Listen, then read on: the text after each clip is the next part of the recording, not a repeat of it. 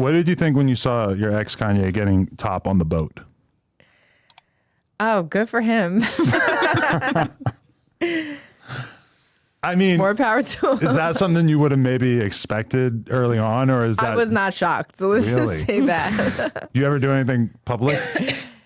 No, because I say no. Really?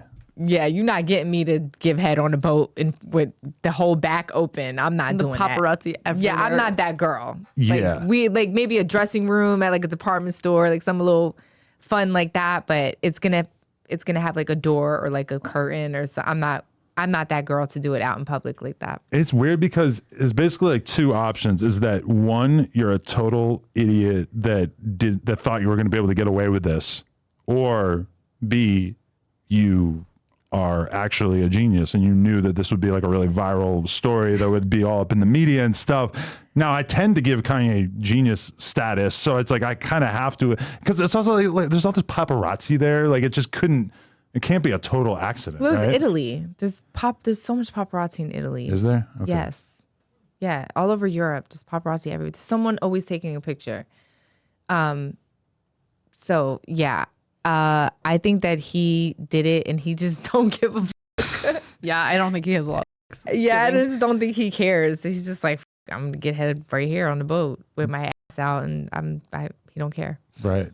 Yeah. It's still kind of mystifying, but yeah. Yeah. Did you ever get an update on the friend of yours that you did the intervention for? She like flew back to Philly to confront her friend who's all on crack and shit. And then her presumably abusive boyfriend showed up and like basically like got her in the car and drove her ass out of there in front of the whole camera crew and everything. It was pretty crazy. Yeah.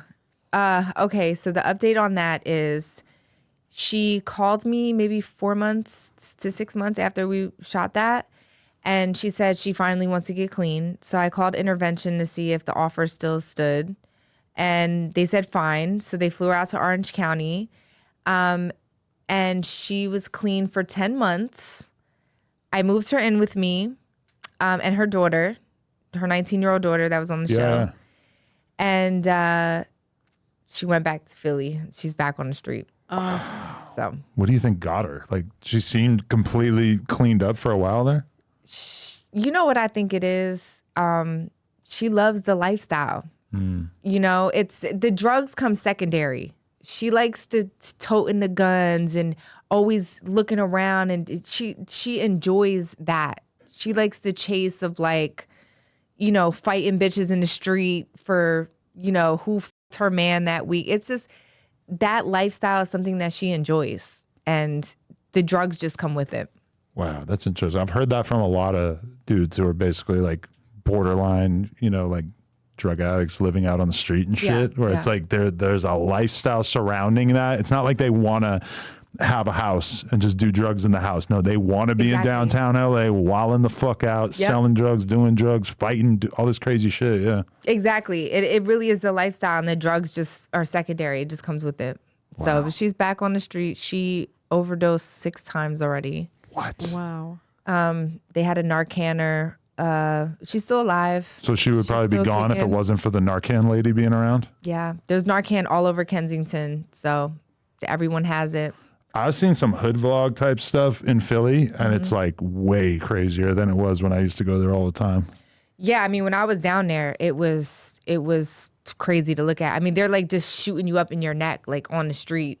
The problem is that there's obviously a homeless problem. There's a drug problem. So a lot of the people are on the list for housing. And if they get locked up, they get off of the list, which in turn makes the homeless problem worse. So they don't lock these people up. They can't. There's nowhere for them to go. And then if they do, they get off housing and then they're on the street forever. So it's like a lose-lose situation. That's why they're out there just shooting up all over the place. And the cops are just standing there like, there's nothing they can do. Wow. That's crazy. Yeah, she's doing bad. Was that originally your idea, or like did you reach out to intervention? Like, I have this friend and I feel like maybe you guys could help me make this happen. Yeah, so people really don't know the backstory of my family. Most of my family is dead from overdoses. Sorry. My uncle was a heroin addict for 42 years. He's one that's still alive, actually. And every time, for probably 10 years before I did intervention, I would always call my Uncle Joe and be like, what should I do? Tina called me back. She wants a hotel. She hasn't gotten washed in 2 weeks. You know, she says she needs a winter jacket. Like, can you, facilitate that? Because he was in Philly. And he was like, first of all, you don't get a hotel. Like, you're just giving her a warm place to die. Don't do that. Obviously don't give her no money. I knew that. I would just order her food from Postmates and shit so she can eat that day, or diapers for her kids. All her kids got taken away from her. But so I tried for 10 years. I would call my uncle and be like, yo, can you call this guy from the detox center to maybe send a van to pick her up? Like, maybe this might be today. She wouldn't show up. So eventually I was like, you know what? I'm going to call intervention, and this is going to be the last thing I do before I wash my hands, because I have children now and I got to focus on my kids. So I called intervention. They took the show, the 10 months, and then she went back. And she just hit me the other day, and she was like, I'm really down bad. Like, can you send me a couple dollars? And I was like, Tina, I'm sorry. I washed my hands. I've done everything that I could possibly do. There's nothing left for me to do, babe. So good luck. Take care. I love you. I wish you the best. But she has to hit rock bottom again. There's nothing else that I can do for her. But after all you did before, does it feel like if she hits rock bottom again that you won't really trust it? That you'll be like, this is the same shit I dealt with before? Yeah, again, she likes the lifestyle more than the drugs. The drugs, she can quit the drugs. She wants to be with the drug dealers, fucking them with the guns, and she likes that shit. Her mom was on crack. Her mom died from an overdose. So that's the neighborhood I grew up in. Just, everyone dying around us from drugs. And, my aunt died in 2009 from drugs, and my grandma, everyone's gone. So wow. That's terrible. I don't really usually talk about that publicly because people are like, fuck, but kind of puts into context what you were doing in that video clip, though, is that like you don't have that many people left to save, but you wanted to. And she's like your friend from high school or something? Kindergarten. Wow. Yeah. So yeah, everyone else I loved is gone, including her mom. I loved her mom too. I went to her funeral in 2009. And then a lot of my friends died too. So, I tried, but. And you never tried it ever when you were growing up? Well, I think that's why I never, I don't even smoke weed. Yeah. So I think that's why, like, even with the ketamine story, it was like. Felt like a slippery slope. Yeah. Well, I just, you hear ketamine as a street drug. Yeah, and he's like, no, don't worry. So I did my ketamine and I got off. But that's why I've never done drugs in my life, because I've watched too many people go. And then crazy, my other uncle, he did 30 years in prison for murder. This is my mom's brother's. He did 30 years in prison for murder, got out, overdosed. He was a vegetable for 10 years. Because of the overdose, he didn't die. For 10 years in a nursing home. He couldn't fucking move. He went blind and everything. And then died 10 years later. But like almost immediately after he got out of prison? Yeah.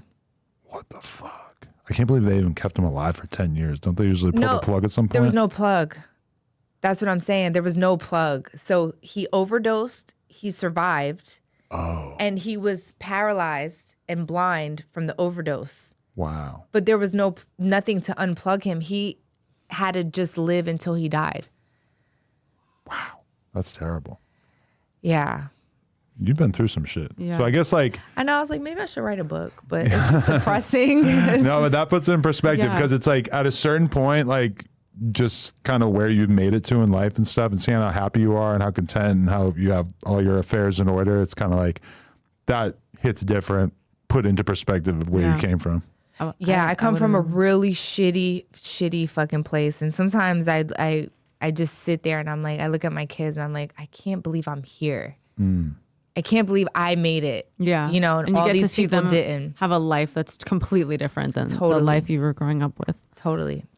Yeah, they have a very different life than I did, for sure. Yeah. So That's amazing. Okay, so what makes Amber Rose happy at this point? What's important to you before we wrap up? my children, my sanity, doing any and everything that makes me happy, whether that's changing my hair or how I dress or things that I want to do and people I want to hang out with. And I'm just focused on me, and I don't want to get beat up on the internet for that. Like, I don't want people to look at me like I'm incomplete or I'm bitter or I'm mad. I'm actually very, very happy where I'm at right now.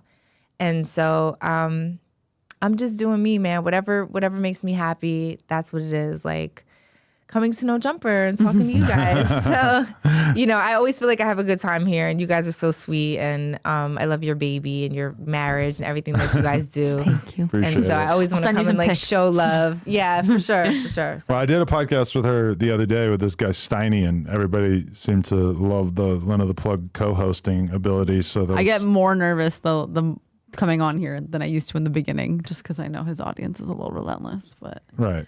girl, fuck them people. They're going to tear me up in these comments. I really Yeah. don't love care. you guys. Yeah. I mean, if you were able to make it through 2 hours of this and you don't care about listening to passionate child rearing conversations, then I'm sorry that you had to endure so much of that. But, you know. They'll need it one day. They can rewind.